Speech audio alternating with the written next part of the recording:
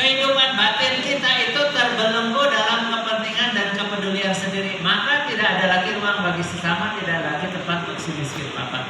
Jadi Paus mengatakan hati-hati, kita sering terbelenggu dengan diri sendiri.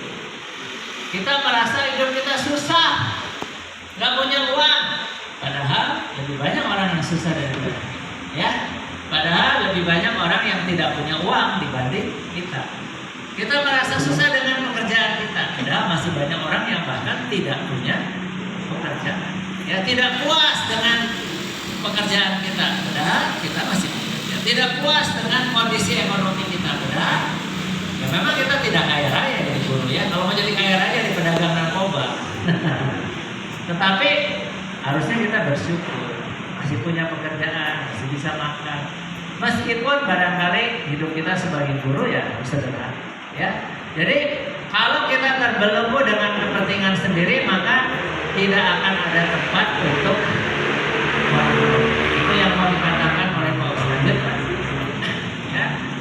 Paus mengundang kita untuk menjangkau seluruh periferi yang memerlukan rakyat. Maksudnya periferi itu tempat-tempat yang paling terpelosok dan terpencil. Ya. Tapi kalau saudara sudah bekerja di sini sebetulnya cukup nyaman ya kalau di Jayapura. Apalagi di kota, di Kabupaten Jayapura ini, wah banyak kesempatan, ada banyak macam-macam yang sebetulnya saudara harusnya bersyukur. Ada lebih banyak guru-guru di daerah yang mungkin hidupnya lebih sulit daripada kita. Ya, lanjut. Sebenarnya jujur saja saya tadi tidak mau terlibat di dalam orang ini dijawab. Tapi memang muncul sebuah perenungan yang membuat saya harus mengatakan begini. Judulnya, matilah terlebih dahulu, baru menjadi guru. Mati dulu, baru jadi guru. Iya, betul. Saya bilang mati dulu, baru jadi guru. Mati. Ini permenungan yang dalam. Ya, mati. Yang saya maksudkan begini, ini bukan mati yang dalam fisik ya, fisik biologis kita. Bahwa kita harus mati. Tidak, dalam arti fenomenologis ya. Para guru, para perintis awal yang saya lihat, mereka itu mati dulu karena tidak diadakan misa requiem sebelum mereka pergi. Justru karena mereka mati terlebih dahulu, mereka melepaskan semua kenyamanan diri, keluarga. Mereka melepaskan keterikatan-keterikatan yang membuat mereka menjadi mungkin ragu-ragu atau kurang beriman. Mati dulu terhadap itu semua, baru kemudian mereka pergi. Pergi ke mana? Pergi ke pulau hantu. Roma harus kita garis bawahi. Pulau Papua waktu itu disebut sebagai pulau hantu. Pernah ada istilah begitu. Dan ini saya yang menulis Roma, saya harus tahu. Ya, ditulis oleh Roma istri yang saya sambung kembali. Ya, pulau hantu. Kenapa? Karena pulau ini gelap gulita.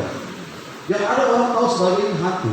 Dan kemudian dalam budaya kita tahu bahwa suku-suku yang mengayau, memburu kepala dan sebagainya. Itu yang membuat orang jadi takut masuk ke dalam Papua waktu itu.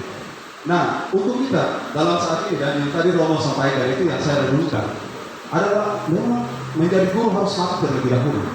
Mati dalam arti sungguh-sungguh kita melepaskan diri kita dari keterikatan-keterikatan yang mungkin selama ini menjadi zona nyaman kita.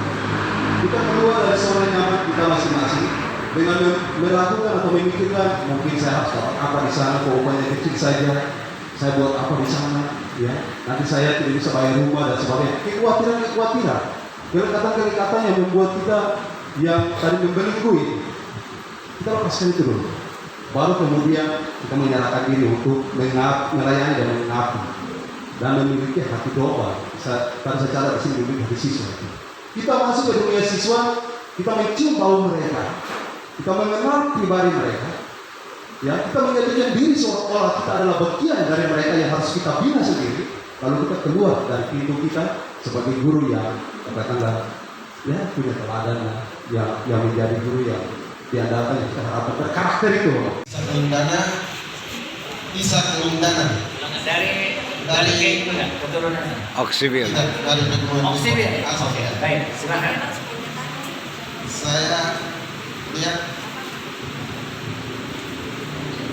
Paus ini punya perubahan lebih pada persahabatan atau ada ensiklik yang dia keluarkan yaitu Laudato Si. Itu antara hubungan manusia dengan ciptaan yang lain.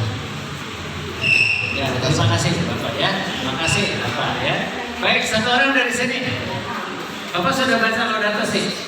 Sudah? Wah, luar biasa ya. Dari sini satu orang. Orang dari Oksidio sudah membaca Laudato Si. Dari sini satu orang. Kira-kira perubahan seperti apa? Nah, Ibu dari Nagere, saya mau tanya. Ya, Ibu siapa namanya?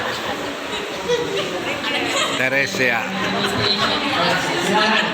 Kira-kira perubahan seperti apa yang dibawakan oleh Paus?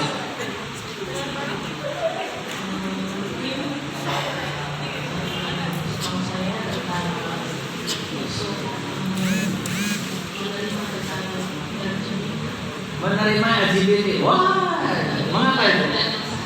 Hah? Oke, baik ya, terima kasih ya. Jadi Bapak Paus ini tidak menerima perkawinan sesama jenis, tidak boleh ya. Ibu tidak boleh menikah dengan sesama jenis.